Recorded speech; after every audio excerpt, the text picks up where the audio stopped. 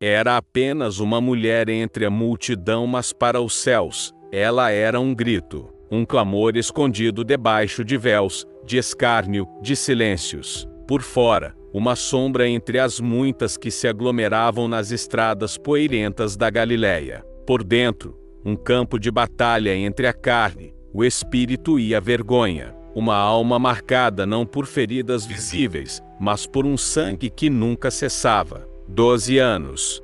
12 ciclos completos de desespero. 12 estações em que o corpo sangrava e o mundo lhe virava o rosto. O fluxo não era apenas físico, era espiritual. Era uma sentença sussurrada pelo próprio tempo, impura, suja, intocável. A lei fora clara. A mulher com fluxo de sangue era considerada impura, não por dias, nem por semanas, mas por todo o tempo em que o sangue jorrasse.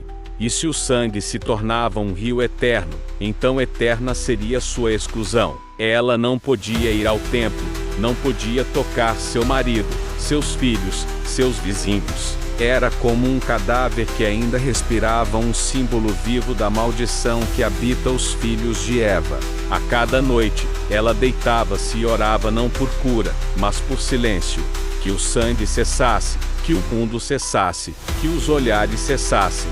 Mas o sangue falava mais alto, escorria como um testemunho contra ela.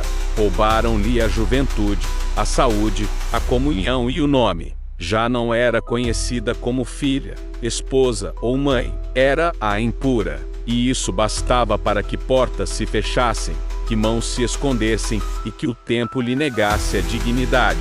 Ela gastara tudo, não apenas o dinheiro, mas também a esperança. Consultou médicos, magos, homens com promessas e fórmulas. Cada um deixava-a mais vazia, mais frágil, mais desiludida.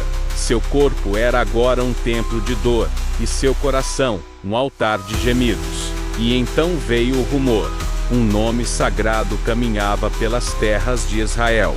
Um homem que curava leprosos com palavras, que restaurava olhos com lama, que expulsava demônios com autoridade, e tocava os intocáveis sem temor. Diziam que o céu se curvava quando ele falava. Diziam que até o vento obedecia à sua voz. O coração da mulher tremeu, não por fé, mas por desespero. Um último suspiro, um último salto. Ela cobriu o rosto, escondeu as marcas, e foi. Rastejou entre os cotovelos, desviou dos pés, suportou os empurrões e as pedras. Cada passo era um pecado, cada toque, um crime segundo a lei. Mas ela acreditava em algo além da lei, acreditava em graça. Ela não queria ser notada. Não ousava olhar nos olhos do santo. Queria apenas um instante. Um toque leve. Uma orla. Um fio da veste. Um fragmento da divindade que caminhava entre homens.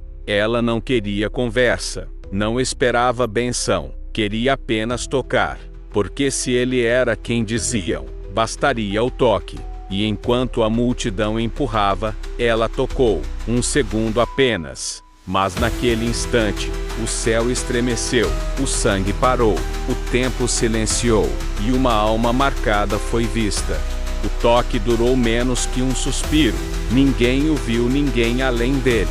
Naquele instante, um poder invisível saiu do Verbo encarnado, não como uma chama que consome, mas como um rio que purifica. Era como se a eternidade tivesse escorrido entre as tramas da veste, como se a divindade tivesse respondido ao clamor de uma alma esquecida pela lei e pelos homens. O fluxo cessou, o corpo se acalmou, e dentro da mulher, uma paz começou a sussurrar onde antes o sangue gritava. Mas o Nazareno parou, como se o tempo, os passos e a multidão perdessem o ritmo.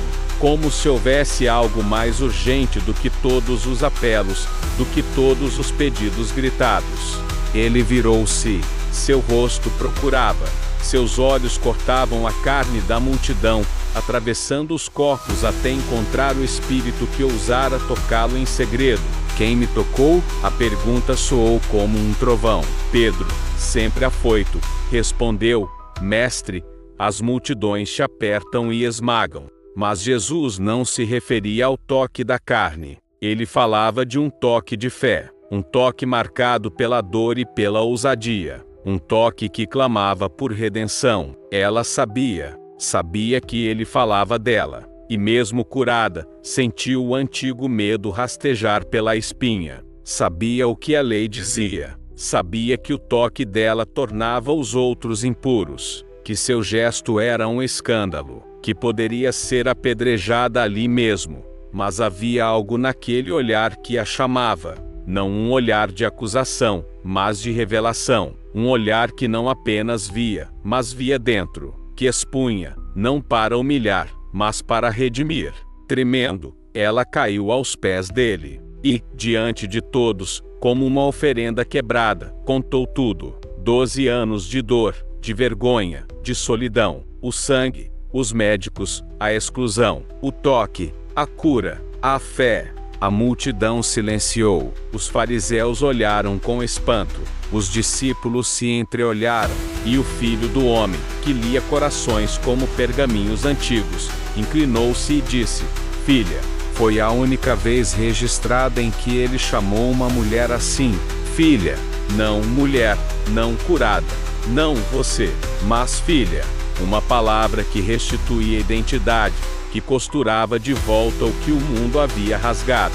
Uma palavra que reescrevia o destino de alguém que por anos só ouvira: impura. Filha, a tua fé te salvou. Vai em paz. Não foi apenas curada, foi restaurada, publicamente, diante de todos, diante dos que a evitavam, dos que a condenavam, dos que a ignoravam. Jesus não permitiu que ela partisse escondida porque o mundo precisava ouvir que o sangue dela já não a condenava. E ali, naquela estrada empoeirada, uma mulher exilada pela lei foi abraçada pela graça. Ela viera em silêncio, mas saiu com um nome novo: Filha. E o mundo, desde então, jamais pode esquecer o dia em que o sagrado tocou o impuro, e a impureza se calou para sempre. Durante 12 anos, o sangue escorria como sentença. Cada gota que lhe manchava as vestes era um grito silencioso de rejeição. Cada manhã um renascimento da vergonha. Nenhuma mão humana ousava tocá-la, nenhuma casa a recebia. Era um corpo que vivia à margem da vida respirando, sim, mas como morta entre os vivos. Ela não era apenas impura, ela era o próprio lembrete da separação. A Torá não fora feita para abraçar sua condição, mas para mantê-la distante. Mesmo os muros do templo, símbolo da habitação divina, fechavam-se contra ela. E ainda assim, havia algo que nem os anos, nem os médicos, nem os dogmas puderam apagar: a centelha de esperança. No âmago de sua alma, uma convicção crescia, misteriosa como o fogo da sarça que não se consumia se tão somente tocasse o manto daquele que curava com palavras. Ela seria restaurada, não porque merecia, mas porque ele era diferente. Ele não fugia dos quebrados, não evitava os manchados, não se enojava dos malditos. Seu toque não absorvia impureza, transbordava santidade. Foi assim que, entre a multidão que sufocava o caminho, ela se aproximou, como uma sombra entre os corpos, como um segredo entre os passos. Ela sabia, não podia se revelar. A lei a proibia, os homens a desprezariam, e até os discípulos a empurrariam de volta ao esquecimento. Mas fé não pede licença. Fé rompe véus, invade fronteiras, desfaz estruturas. Quando sua mão trêmula tocou o manto, o mundo silenciou. Não houve trovão, nem fogo, mas houve um rompimento nos céus. O poder fluiu, e o fluxo cessou. Em um instante, o que nenhuma ciência ou sacerdote pode fazer em 12 anos, o Filho do Homem fez com o tecido de seu manto. Jesus parou. Ele não olhava para a multidão, ele procurava uma alma. Quem me tocou? Perguntou com voz que perfurava o medo. Os discípulos se entreolharam, confusos, mas ela sabia. O toque que estremeceu sua carne agora queimava sua consciência. Ela não podia esconder-se mais. Tremendo, lançou-se aos seus pés, expôs sua vergonha, confessou sua ousadia. Mas o olhar de Cristo não continha reprovação. Era o olhar do Deus que ouve o clamor de Abel, que vê Agar no deserto, que se inclina até os que a religião esqueceu. Filha, a tua fé te salvou. Vai em paz. Filha, não mais mulher impura, não mais excluída. Filha, em uma só palavra, ele reescreveu sua história. O sangue que antes a separava agora se tornava o símbolo do toque que a reintegrava. A marca da impureza foi lavada pela misericórdia. O Deus que habitava no inalcançável agora se deixava tocar. O Altíssimo, que outrora falava por meio de trovões, agora restaurava com gestos simples. Ela se ergueu diferente. Seus olhos, antes apagados pela vergonha, agora brilhavam com a luz da graça. O silêncio dos anos foi rompido por uma bênção audível, e enquanto a multidão seguia, ela ficou ali, com o coração em reverência, não apenas curada de seu fluxo, mas restaurada em sua identidade.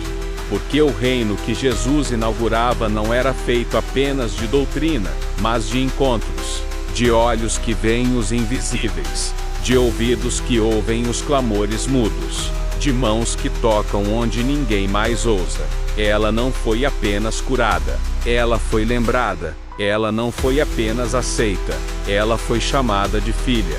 E você, que carrega marcas que ninguém vê, saiba, há um Deus que ainda se deixa tocar por mãos trêmulas, por corações feridos, por vidas marcadas. Se essa história tocou seu coração, curta este vídeo, deixe seu comentário, compartilhe com alguém que precisa ouvir isso, e ative o sininho para não perder as próximas revelações ocultas da Bíblia.